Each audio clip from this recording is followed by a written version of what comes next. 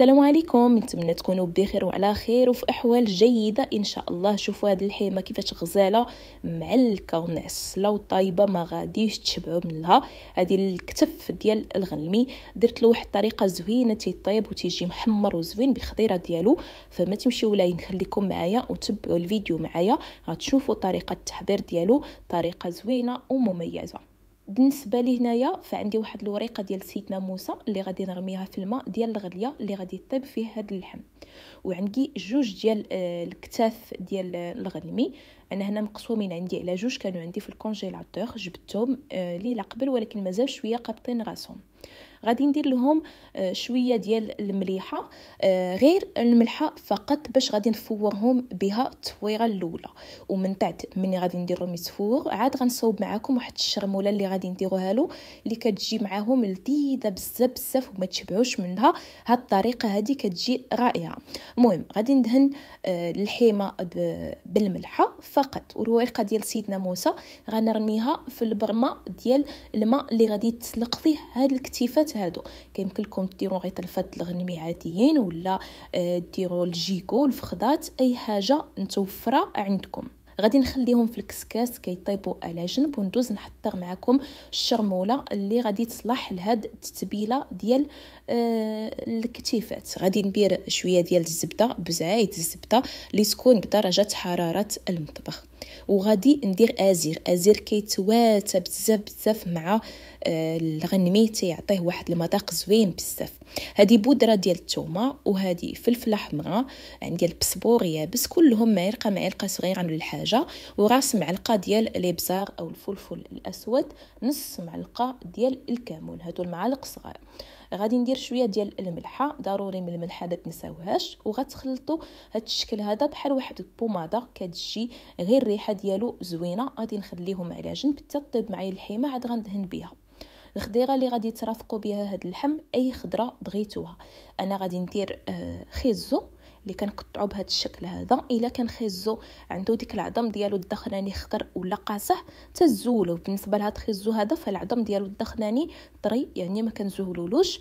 ونشوفوا نتوما على حسب خيزو واش صغير ولا كبير، كتقطعوه بهذا الشكل هذا.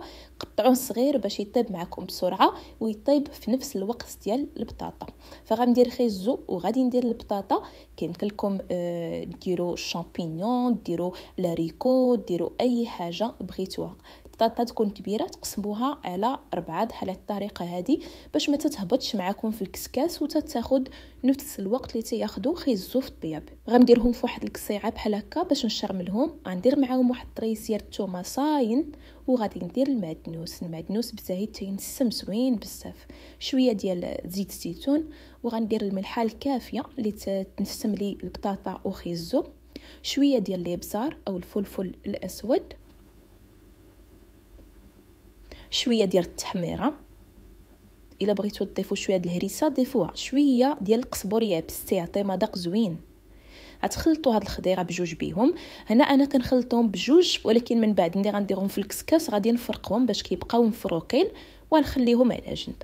انا غندير الابلي او البلي او الزرع بحال هكا. هاد الماركه هاد اللي كنستعمل، كيمكن لكم ديروا غير عوز ولا ديروا الشعريه ولا ديروا اي حاجه بغيتوها. كبيتو في واحد الكاسرونه اللي غادي يطيب فيها، درت عليه الماء وكنغسلو مزيان تيطيح ديك الغبره ديالو، تيزول منه ديك الكحوله وتيجي صافي وتتجي حتى الحبه مفروزه.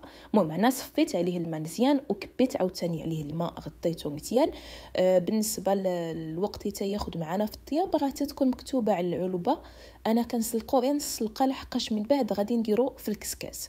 درت شويه زيت الزيتون، شويه ديال المعدنوس، شويه ديال البودره ديال الثومه، شويه ديال الابزار، تحميره، هذا سكينجبير يعني العطريه ديالنا عاديه المليحه. يمكن لكم ديروا شويه ديال الهريسه وديروا اي عطريه كتفضلوها. غادي نخلط مزيان هاد العطريات هاد الزرع، وغادي نخليه حتى هو على جنب لحقاش من بعد غادي نعاود نديرو يطيب في الكسكاس. الحيمه خليتها كتفور مزيان. منين تقبوها بالموس بحال هكا وتشوفوها طايبه زبده، هزوها وعاد زولوها وعرفوها راه وجدات. تندير واحد البابي سولفوريزي باش الحيمه ما تلصقش معايا، ومني تنجي نهزها تتهز بسهوله. تنستفها في واحد الطبسين اللي غادي يدخل الفران، وكناخذها وكندهنها بديك الخلطه وديك البوماده اللي وجدت معكم في الاول. الزبده تتزيد تفتي اللحم اكثر وتتزيد تعطيه واحد المذاق زوين بزاف بزاف. فغير دهنوا مزيان واخا طيح على الشوينبات فتتبقى تتقلى فيهم وتتحمر فيهم وتيتنسموا بها تيجيو غزالين. ما تنساوش دهنوا من 2 ديال الجوايه باش اللحم تجي نسمه مزيان. فهاد الطريقه هذه كتجي غزاله احسن من انهم يطيبوا نيشان في الفران كياخذ معنا مده اكثر واللحم ما تجيش معسله اكثر من القياس، ولكن كل واحد وشنو تيفضل. المهم هنا دهنتهم كاملين وعمرتهم مزيان بديك البوماده ديال الزبده والعطريه، وكندير عليهم واحد الوريقه ديال ورق الطبخ وكندخلهم للفران. هاد الوريقه هذه تتخليهم يتحمروا بلا ما ينشفوا، تيبقاو رطب معنا الطريفات ديال اللحم. وتناخذ ديك الكاس اللي طاب فيه اللحم ستبت فيه ديك الخضيره كل واحد في جنب ديالو، وديك الزرع اللي صوبت كنغطيهم وتنخليهم يطيبوا. منين تكوهم وتلقاوهم رطب صافي تيكونوا وجدوا اللحيمه تتحمر وتتجي غزاله واحد اللوين فيها. قدموهم كما تحبوا. بالنسبه للطبسيل اللي غادي نقدم فيه فرشت له شويه ديال الشلاضه وتندير له في الجوينبات هكذا ديك الخضيره وديك الروز بحال هكذا كيف ما تحبوا. كل واحد تيدير بالطريقه ديالو. كانت عندكم العراضه كبيره فديروا من الاحسن في خيطات هكا كبارين تيجيو في الحطه زوينين وتيجيو عاطين المنظر. فكتستفوا ديك اللحيمه شوفوا اللوين ديالها يا سلام ما نقولكمش، كتجي محمره وواحد الريحه طالعه منها لذيذه بزاف بزاف. ما شهيتكم غير جربوها الطريقه انا متاكده بلي غادي تنال الاعجاب ديالكم. ودرت واحد شويه ديال الزيتون هكا الشناب تيجي زوين في المنظر ديالو. المهم اللحيمه كانت هي هذه ملي تجيو تقطعوها راه تتكون معسله وطايبه على حقها وطريقه. كانت هذه الوصفه ديال اليوم، نتمنى انها تكون نالت الاعجاب ديالكم.